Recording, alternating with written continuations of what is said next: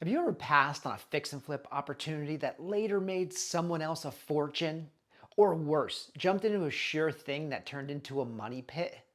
In the next few minutes, I'm going to walk you through a few simple steps to ensure profitable deals. I'll show you our proven system for evaluating properties, which could mean the difference between a $40,000 payday and a costly mistake. Welcome back to the virtual fix and flip challenge, where we're about to turn you into a deal spotting machine. By the end of this video, you'll have the power to look at any deal and know within minutes if it's a gold mine or a landmine. Let's go. If you are going to properly underwrite any deal that comes across your desk, it's imperative that you use a deal calculator. Now, this deal calculator we're going to use is the one we use for every one of our deals, and it's also available inside of our virtual fix and flip mastery community in school. The link to that is down below. First line is your after repair value, and this is where so many people go wrong in real estate investing. Not understanding what goes into after repair value, not understanding how to run comps, and we will go into that in detail in just a few minutes. Next, you have your estimated repair costs. Repairs, if you have not flipped before, you can use a simple formula of 25, 35, 45. $25 per square foot for a basic renovation, that's just cosmetics, 35 for a middle of the road renovation, and $45 for a more substantial full gut rehab type of a property. This is not perfect, but as you get better at it, you can dial in those numbers. And do not use that formula for high-end houses. You will get yourself in trouble. This is for median-priced homes. This is where we spend most of our time, 250 to 450 price range. That model works pretty well. Then you plug in the purchase price in the calculator, amount of holding time. How many months do you expect to have this property from the time you close on the purchase until the time you close on your sale? Figuring the amount of time the renovation is going to cost you, getting staging, pictures, and listing done, and then finding your buyer and expecting between 4 and 6 weeks for most retail buyers to close. If your process is very dialed in, you can get that done in approximately 3 months start to finish. That's what we average on most of our deals. If your process is not nearly as dialed in, it's very easy for that to drift into the 4, 6, and even higher range. And that's where you start to get in a lot of trouble. Next, we'll factor in our lender costs. This is what a lot of newer investors forget to factor in. If you are buying a property with a fix and flip loan, most of those lenders are going to have points and an interest rate and probably a service fee. So the lender that we use, you're going to have 1 point, which is 1% of your lending amount. So we are on this property that we're showing here, we borrowed $337,000. So we have a $3,037 point charge, 11.5% interest rate, and a $1,000 service fee.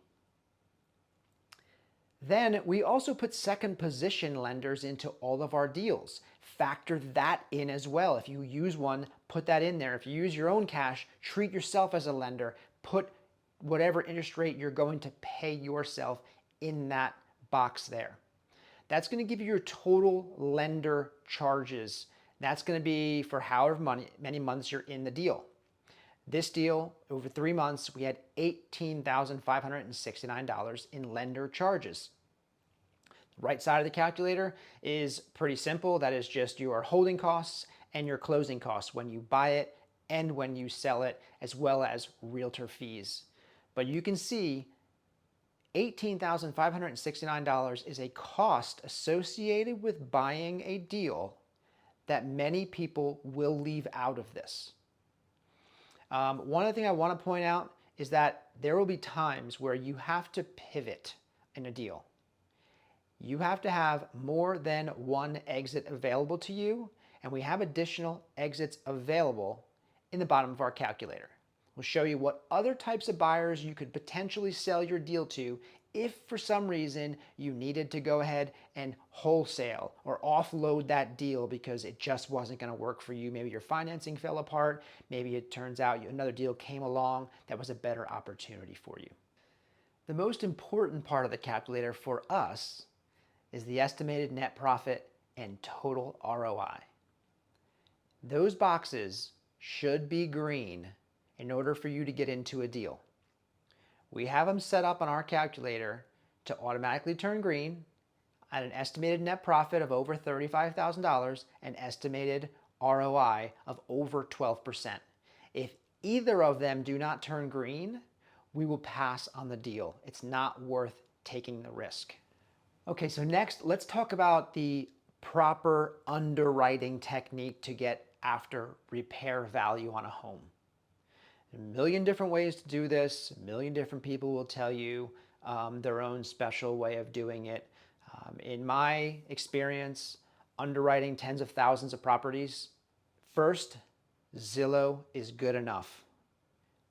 Open Zillow, pull up sold properties in the last 6 months. If you do not have enough available comps in the last 6 months in a neighborhood, you can go to 12 months. If you still don't have sold comps in 12 months, you shouldn't be buying a house in that neighborhood because you can't predictably sell the property quick enough. Probably a limited buyer pool. Again, going back, only use comps inside your neighborhood. Do not leave the neighborhood.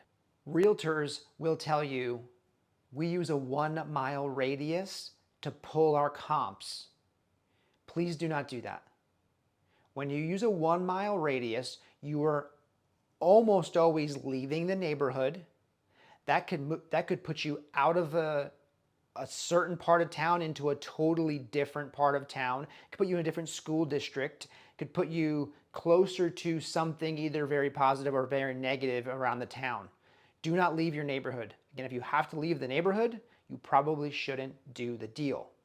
Obvious points when it comes to underwriting, make sure you're looking at very similar square footage of homes, similar acreage of homes. Make sure you understand, does your home have a pool or not, and do your comps have a pool or not? And depending on the market you're in, a pool may make a house more desirable or it may make it less desirable. So just having a pool does not always mean it's worth more money. It could be limiting your buyer pool substantially if you have a pool in the wrong part of town or wrong part of the country. The next thing you want to do is obviously take a look at anything that's going to eliminate that property from qualifying as a comp, whether it's yours or another property. Do they border a main road? Are they the very first house inside of a neighborhood that's bordered by a 55-mile-an-hour road? Also take into consideration the age of the house. If your house is within a few years of another house, that's completely fine. But if you have a 2021 build that you're trying to use as a comp for your 1965 home, it is absolutely not a comp. Similar age, similar size, similar acreage in the same neighborhood is what you want.